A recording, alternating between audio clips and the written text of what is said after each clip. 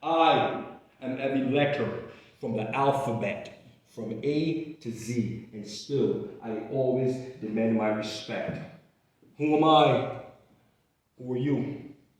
Who am I? Who are you?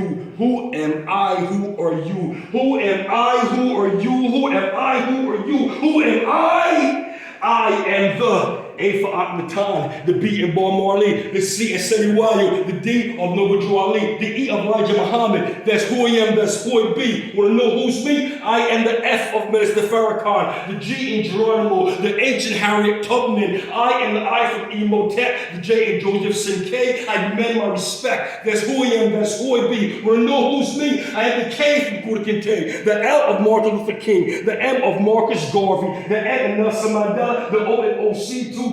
That's who I am, that's who I be. Want to know who's me? I am the P from Paul Robeson, the Q in Queen Mother, the R in Rosa Parks. I am the S from Billy Selassie, the T is Joy Truth. That's who I am, that's who I be. Want to know who's me? I am the U for Sylvester Yorkar, the V of Denmark VZ, the W Booker T Washington. I am the X of Malcolm X, the Y in Yakub, the Z in Shaka Zulu. That's who I am, that's who I be, that's truly me. Come on now, take a walk with me, talk with me. I'm the alphabet, can't you see? Yes. But, listen carefully. There's nothing you can say. There's nothing you can do. It makes no difference where you're from, how you talk, or what you look like. If you look like me, it's in your blood, it's in my blood. Understand that you all are also the alphabet too. Thank you. Yes. We have to open up our hearts to be able to love our neighbor as we love ourselves. But it starts with God and with us. If you don't love yourself, how can you truly love somebody? That's right. Think about that for a second. If you don't love yourself, how can you truly extend your love to your companion, to your children? Folks are walking around at an alarming rate saying they don't care about nothing. And that's what's really happening in our communities. There's not a kid, they don't care about you. They don't care about me. So it's easy to pull a gun. I deal with the consequences later. And like my brother said, you'd be sitting in that cell for umpteen years, thinking how if you could have just go back and change your thought process. You know, the Bible says it's not what comes out of the mouth that's unclean. I mean, it's not what goes into the body that's unclean. It's what comes out of the mouth. What goes into our heart and our soul and our mind. And our heart, biblically speaking, is not talking about this muscle that pumps blood. The heart of man is your intellect, your emotion, and your own personal will. And when we put ourselves aside to let God reign and lead us and guide us and allow His will to be done, we'll then really understand what love is and how to love ourselves and how to love others. Not this fake, superficial love that the world has shown us. Because that love is only based on circumstances and conditions. Mm-hmm. When the money go, they gone. Mm-hmm. Right. When the looks go or the job, they're gone. But when you really love somebody, you stand there, right next to them, despite whatever goes on. And you love them unconditionally. A love that transcends this world, it stems from Christ. There's no greater love. Amen. No greater love than to stand next to someone and truly say that you love them and you care for them and they can feel it and know that you're there for them. Mm-hmm. Know that they can pick up the phone and call on you anytime. You know, I've been blessed to be able to do full-time ministry since 2003. And I spent the majority of these past 20 years, or going on 20 years, on serving God and humanity. Mm-hmm. My heart, I've given my life, and I got that from Christ.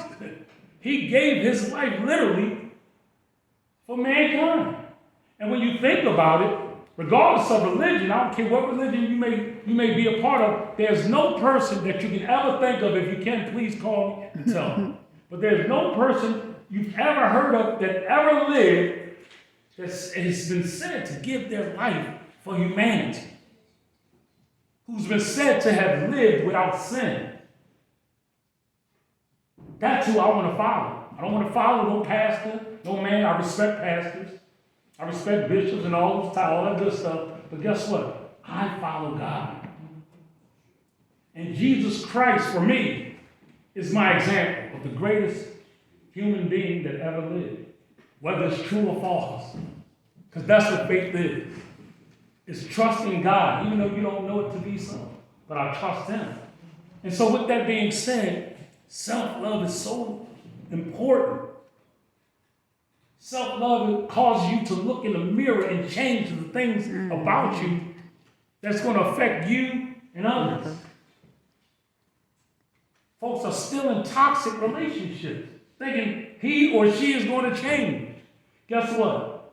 You don't love yourself if you remain in those situations. Sometimes you got to take a step back to move forward. So today I just say to you, self-love is so important. And I want to read this excerpt before I sit down. And it simply states as to why self-love is important. It says this: you might wonder why self-love is so vital. Self-love may appear to many as a luxury rather than a necessity or a new age craze for individuals who has too much free time. When we are overly critical of ourselves, we are usually motivated by a desire to excel and do everything perfectly all of the time. This implies self-criticism. And perfectionism is defined by the persecutory inner voice that continuously reminds us of how we should have done things a little better. Self-love involves your ideas and feelings about yourself, as well as how you treat yourself. So when you think of self-love, try to imagine that what you do for yourself. how you talk to yourself, and how you feel about yourself. If you love and care for yourself, you will understand that self-love is very important. When you love yourself, you have a good outlook on life. This does not imply that you don't feel good, that you always feel good about yourself, but it would be possible, for example, to be sad and furious, or disappointed with yourself for a short time, and yet still love yourself. Self-love considers how other relationships are formed. I could go on and on about self-love in this book, but I'll close by saying what Michael Jackson said. I'm looking at the man in the mirror, and I'm asking him to change his ways. We got to look at ourselves and begin to change and love ourselves to the point where it's going to be infectious to others, where others can feel that you love them, when others can feel that you care for them. But it starts. Peace to Danette. Thank you. There was a reason I met her for. So peep the metaphor, the infinity gauntlet. Well, that represents the gauntlet of life and all the pitfalls you have to navigate. And sometimes you might want to snap. Sometimes you feel like you're stuck between a rock and a hard place, and you have the will to slap fresh prints on the face, but then your words become the infinity stones. Let's start with the soul stone. It says, with the power of the soul stone, you can observe, attack, or even sway a being's soul or spirit, also used to revert individuals to their natural state.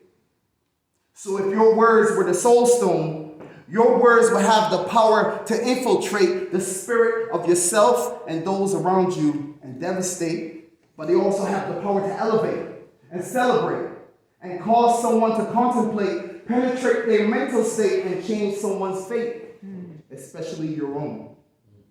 Which brings us to the reality stone. It alters all reality. Basically, it can change the way the world to how the user sees fit. If your words were the reality stone, whatever you say would manifest, similar to saying abracadabra to synchronize magic. Another word for magic is a spell. To put you under a spell is control. I control you now with these words. Like a magician, I conjure diction to bring you into my fate reality. That's a contradiction, but yet you're still trapped in my dimension, thanks to the space stone. It allows travel through space, mostly through teleportation. Reading a book, listening to a song, writing a story or a song. These words have the power to teleport you to new destinations, to travel within yourself for new revelations and actualizations. So let's talk verbal affirmation. The time stone allows for time travel, to stop, slow down, or speed up the flow of time, see into the past and the future. The words you speak can determine your future. They can show you things you haven't done yet. But slow down and think about the words you use, because the wrong words can fill your future with regret. But the right words at the right time can make that future a whole different prospect. So when you get there and look back, you can smile and say with pride that your past was a present for someone to be in. And say with pride that your past was a present for someone to be present in your presence. The Mind Stone. Near limitless psionic psychic powers, including telekinesis, telepathy, and empathy. I'm just saying that hanging with certain people and certain things take you back to where you don't want to go. So you have to worry about that peer pressure. I'm telling you, and it's not always a person that's going to give you the peer pressure. The cars, the jerk, that's peer pressure. Because you see, your man over here driving it, you want that now. But instead of you going it the right way, you're going to do it the wrong way.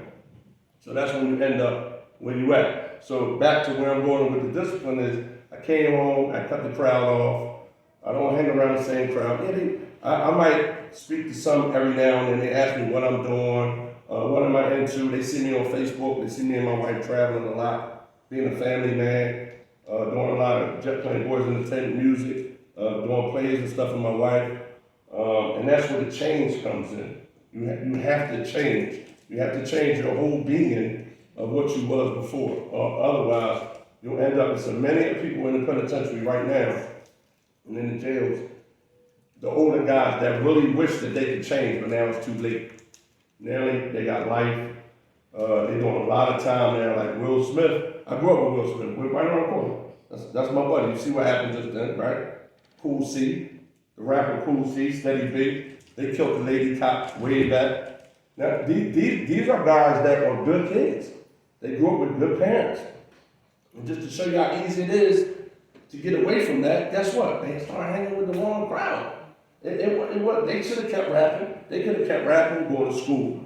And you see, Will Smith did that. He kept on doing what he doing and got where he at. Forget the little thing he just did now, but he got the way he was at because he cut the crowd off. I'm telling you, if you was ever to try and get near Will Smith, he won't talk to you. He won't even, he cut the old crowd off, which he's pretty smart about that. He did that.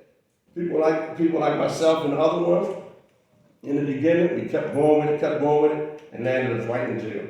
So the peer pressure and self-esteem is very important right now. I know a lot of the kids are getting bullied in schools and stuff. I go into schools and speak. I haven't done it in a while, but I remember going into schools, and this is to the parents. I go into schools and I ask all the kids in the auditorium, because I know all the dads is locked up. I said, how many of y'all dads are locked up? I'm telling you, almost 90% of the auditorium raised their hand. That's ridiculous. That is ridiculous. And all I'm saying to myself, all the single moms, y'all working hard. You're doing the best you can, working 2 and 3 jobs. Your kids are, your mom and dad, and you can't always be there for them. But I guarantee you though, if you can, you need to be in their phones, like somebody mentioned that earlier. You need to be in their phones, their Facebook media, because these kids is getting caught out there. I lost a lot of, when they call me uncle, so I got a lot of nephews. I might have nephews all over. Your son might be my nephew. You know what I'm saying? They call me uncle. So I'm an advocate of that. If I like you and I know it's your kid, I got you. You can call me for anything. And what's going on? I'm going up there now. Because I know everybody. I know, all the top dogs out. I can go speak to them and get your son. It's a many times that these kids have gotten killed out here. And my son was a good kid, Little did they know that their sons and their kids was out there killing people. Mm. They didn't even know that. It's a many times the moms pulled me up to the side and asked me, what was my son doing? I said, that whole neighborhood was scared of your son. Your son was a big bully. I didn't know that. How do you not know that? That's why to the parents in here, like, you have to know what your kid is doing. No matter what, I don't care how old you get, like someone said earlier. My wife is always in my kid's business. I don't care, they might say she get on their nerves, she in their business. All the time, right, Boo? they in their 30s. Where you at? Get home. We live in Jersey now, we're from Philly, but, they mom get on my nerves, but it's a caring mom. But all the way until, I don't care how old you are, you gotta stay in their business, because I'm telling you, or else you don't know what your kids do. All these murders right now out here, don't think they're over drugs. Like the media say, they're not over drugs. There's so many kids out here that's really, really good kids. But the whole group around them are bad. I ain't gonna say bad kid. Got into something, got caught up in something. And now that kid is following behind that kid because peer pressure. He wants to be like them. Then he's like, oh, that's a gun. I ain't never seen a gun before. Maybe you want to shoot it? And then out there they shoot it. Oh, I like that. And these are the kids that might be what they call soft in the other tough guys' eyes, right? So now they want to shoot the gun. Now they out here killing people. And you go to the jails and you speak to these kids. They in there, like I was going up in the prison. They in there lost. And it's a shame. And the mothers is destroyed because they didn't know what their kid was doing.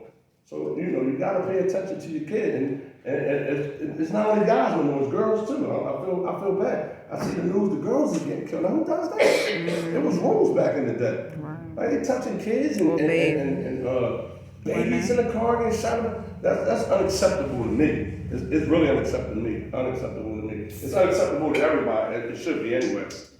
But I'm just getting on this point to say that you're changing the crowd. Watch your crowd you hang around. It's quiet haters. You know what I mean? You're an actor and actresses and all that and poets. You got trust me, somebody in your crew is hating on you. and you probably know who they are too. So just watch that. Don't tell them everything that you're gonna do, but they hating on you.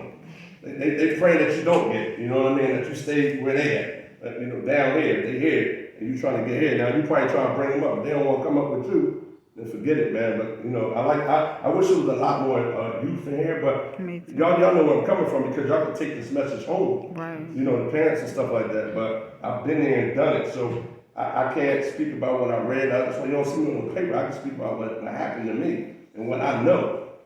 I know a lot of people that's in jail coming home right now after doing 25, 30 years. Some of them should have been in there, right? Because it's stuff that they really viciously did. What makes you think that you was trying to show me where the money gonna be at? And then inflated self-esteem said, yeah, but it's the men keeping us down. We don't have access to the television. They choosing what we get to see. And then low self-esteem said, maybe that's for someone else. And then inflated had some other negative thing to say. And then how I got in the middle was like, whew. I refuse to listen to either one of y'all, okay? I feel like I was schizophrenic or something, but anyway. But I don't know if y'all get this. I get these stories that you can't. And this is the reason why you can't. And then Ha has to step in and say, just try. What hurts to try? You got a problem, you tired of seeing it, do something. Me and Danette was at, I'm late. Me and Danette was at Essence Fest, and we saw Tyler Perry. I was like, ooh, we saw Michelle Obama too. Wow. We were still people. I was like, yes. Anyway, we was there, and Tyler Perry spoke, and someone asked him a question, what is your biggest failure? And he said, it's a whole hour in itself, right? What else? Anything else? Be little with others. I hear better than yours. Yes. What else? You got something back there? You tell her, tell all of us. Did you think of something more important to see? Anyone else? Want to share anything? Don't be shy. It's okay. Go ahead. Me, I've been a person who felt like I have to have a plan. Not to know what you're saying, but for me it was too much. I have 4 children. I'm a single mom, and now I'm learning to embrace being a single mom and trust in the process, whatever it may be, however it may fall, and like you said, ask for help. Yes. So my pride to the side and ask for help. So I'm just like, I'm trusting the transition and I'm having fun. And today I was able to accomplish a goal, which is whatever it is, make time. People wish you well until you start doing well. Seeking God and striving within to be whole, mind, body, and spirit. Integrating every lesson learned into my new life. Out with the old, in with the new. From the darkness into the light. Never to be held captive by it again. So I say to you again, transition. Taking regrets and nonsense seriously. Internalizing it, then throwing it out. Never to be held captive by it again. So I want to leave you all before, I will want you to share out a little bit before, but I want to leave you with this thought as you write. I want to know if you all can kind of make a promise to yourself and to me that you promise to prioritize the mission and trust the transition. Because everything in our lives that has happened, past and present, right? And future, it all is a part of the transition. It's a part of us.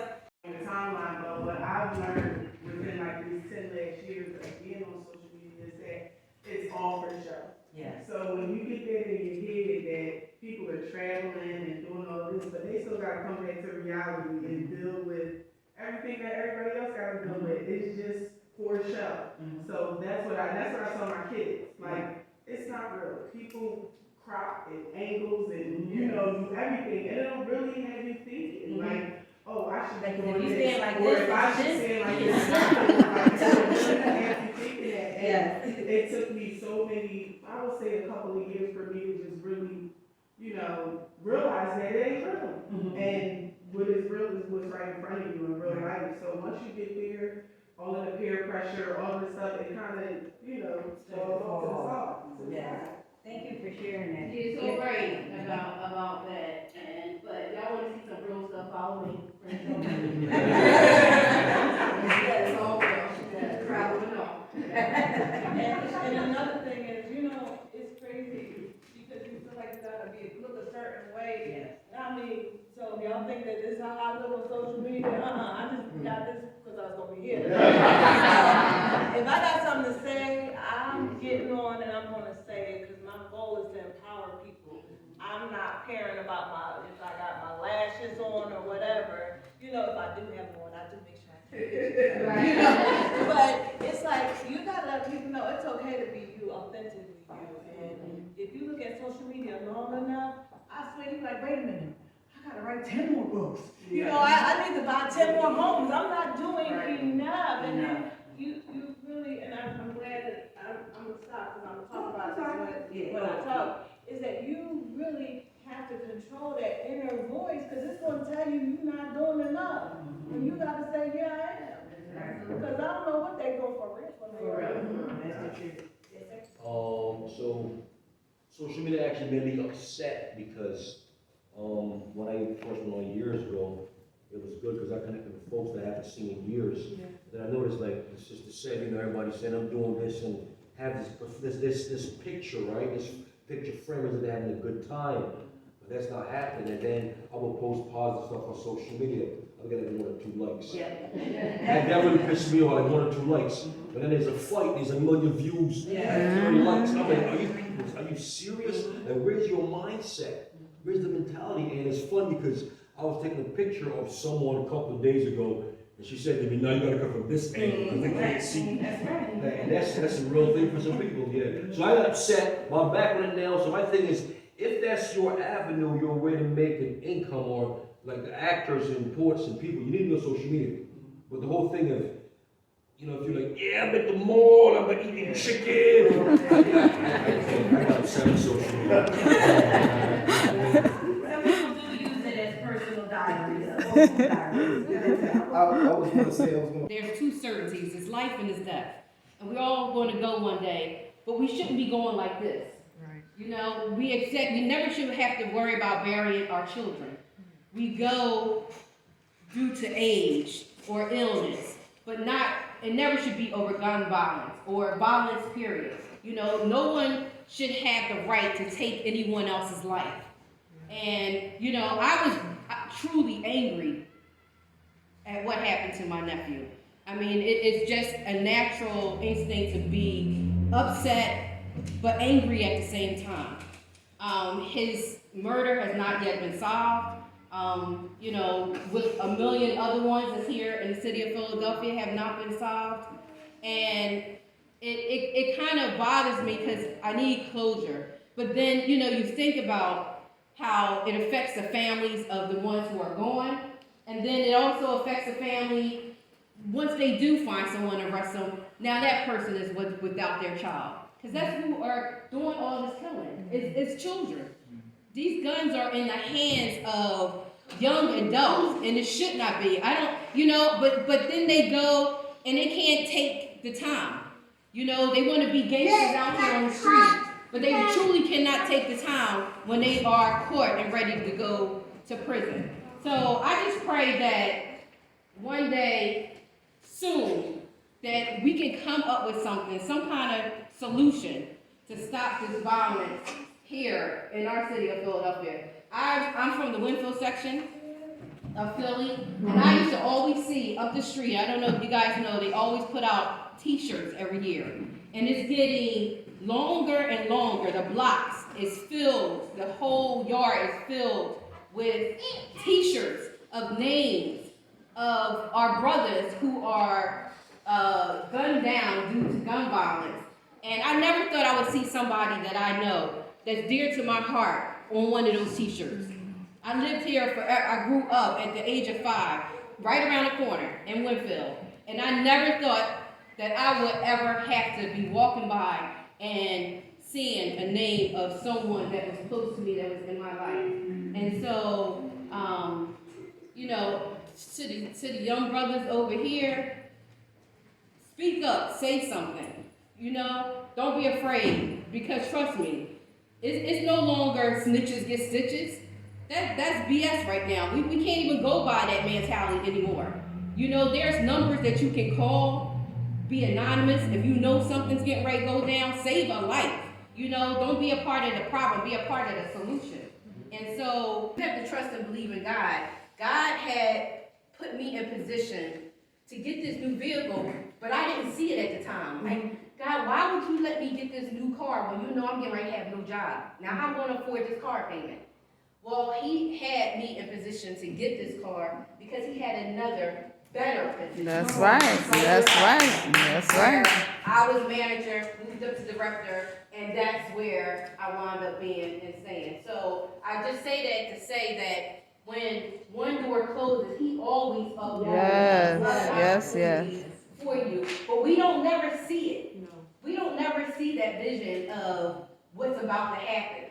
But trust and believe. It's about to go down, and it's always for our good. And even when, with the sister over here talking about not getting a job, being overqualified, that's because God is getting ready to do something better for you. Because that job wasn't for you. No matter what, it was not for you. So I just wanted to say that. Thank you for sharing. Ebony? I just wanted to add, I'm always seeing little sayings and I copy them or repeat them, but one that resonated with what you shared and what you just added is that when God closes one door, praise him in the hallway. Because, as you said, another one's going to be open, but a lot of times we have a hard time rejoicing, holding on and everything, but if we truly, back to the self-worth, self-esteem, high, low, all these pieces make us up, but sometimes we just have to rejoice in the unknown and don't stay in a known hell over an unknown heaven. So we can all aspire to be very great. Storms that broke levees of your past rise like the waves from hurricanes, but be the eye of every storm that thundered your existence insignificant. They are waiting for you to cross your T's and ascend from ash like 3 days after you felt death. Allowing new life to give you breath to speak those things that are not as though they are. This ain't wishing on stars. This is the blind man's walk. While every step may seem like a risk, it can't keep you from purpose. Somebody, somewhere is waiting for you to rise with your eyes open. Stop moping around, head down. Hold your head up high, because you were meant to rise like hands towards skies that only seek to praise. Rejoice in his name, where that joy be your strength. Your smile be a gift. Yet I heard you say, while they waiting on me, still trying to figure out who you're supposed to be. While they rain on your parade, you keep marching. Somebody is watching you stand, knowing you'd rather sit as your calves become springs, for they'll leap as they fight to shine through clouds that only blocked what they could see, but never stole from their ability to be sun, to be star, to be light, to bring life. Our cycle, no different than the sun. Our rise gives others permission to do the same. And somebody is waiting. Somebody somewhere is waiting on you to rise like the orange that turns skies to blue. Rise like the trees from mustard seeds. Shine like the coats of pedigree. The power inside of you, inside of me, like there are two suns in the sky. We are solar power, so don't you ever underestimate the reach of our rays and the strength of our shine, because we were meant to rise. As the speed of light is much faster than the speed of sound. They see you before they hear you. You will be felt. Just be yourself and rise above the surface of this earth before they flatten you out with iron thinking, telling you there's too many wrinkles in your being. Some people will be clouds, others will be beams. Just remind them the sun is always shining, even if it isn't always seen. Your smile like the sun, don't underestimate its power. Your smile like the sun, they're waiting for it to rise. Your smile like the sun, don't underestimate its power. Your smile like the sun, they're waiting for it to rise. Somebody somewhere is waiting on you to rise like the orange that turns skies to blue. Somebody somewhere is waiting on you to rise like the orange that turns skies to blue.